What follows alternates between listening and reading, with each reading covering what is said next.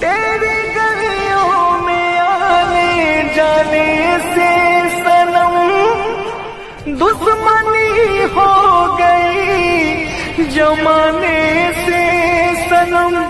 प्यार करना भी मेरा गुनाह हो गया, मेरा रब भी मुझसे खफा हो गया, मेरा रब भी मुझसे खफा हो गया। याद फेरो सनम के यावई है, याद फेरो सनम के यावई है।